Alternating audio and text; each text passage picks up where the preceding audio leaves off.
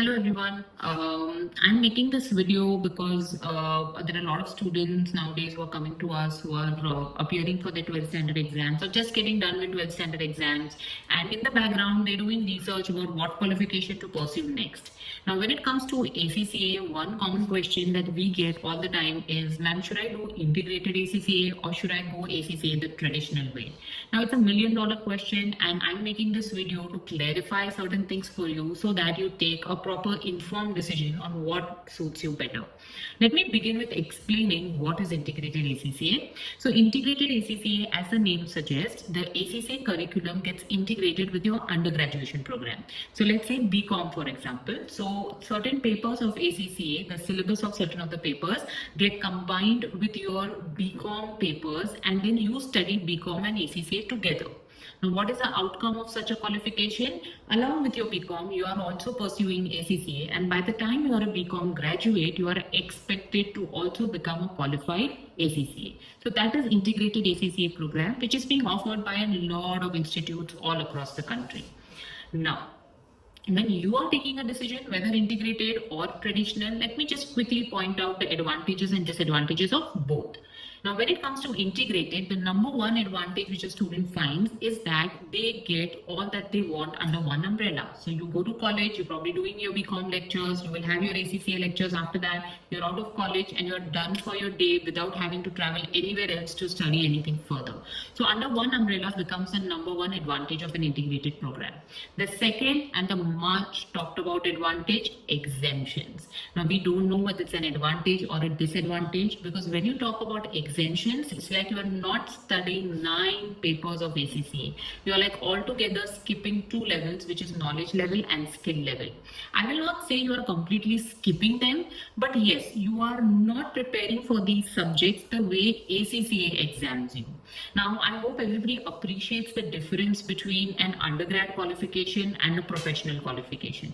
The way you study for a BCom or any other commerce undergrad qualification is very different from the way you study for an ACCA qualification. So the method of studying, the method of preparation for exams is very, very different when it comes to these two qualifications. So naturally, if you're going to try and combine both, you are going to compromise your ACCA style of exam preparation, your ACCA way of asking questions, your ACCA way of preparing for paper a little bit.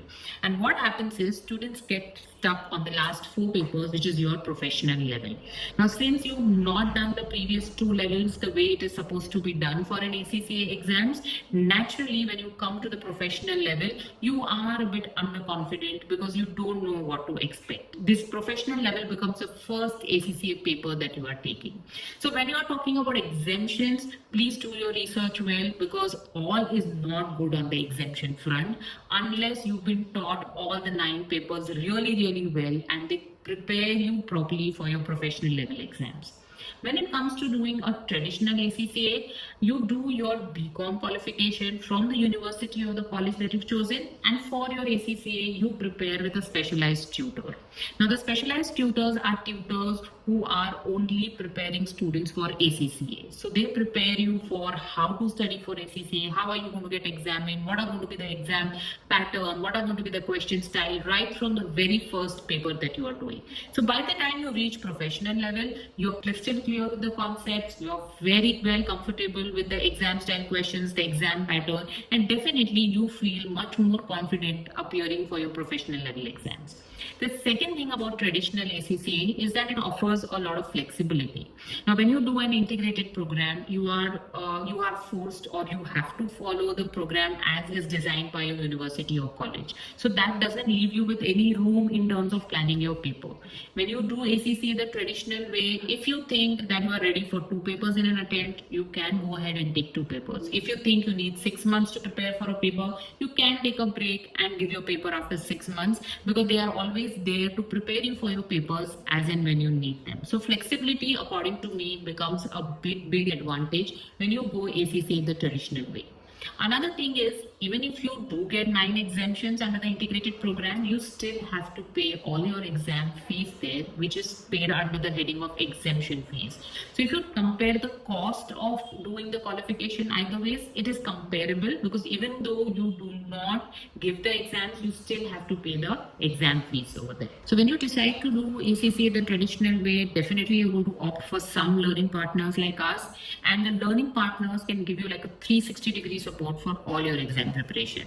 So a learning partner like us, or an institute like us, will make sure that we make you take final mocks before you appear for your exam, and we take nothing less than 3 to 4 final mocks before we send you for the exam.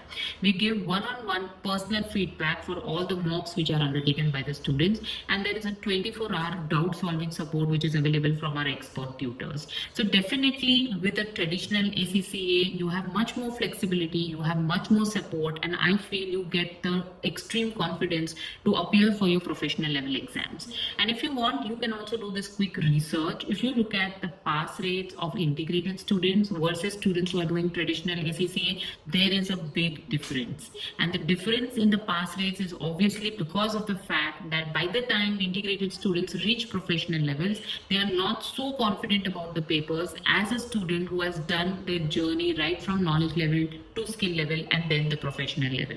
So it's like somebody sending you to play for the finals directly without making you play any practice match. So I hope all the students who are thinking between integrated ACCA and traditional ACCA, you do watch this video and you take an informed decision on what is best for you. Thank you.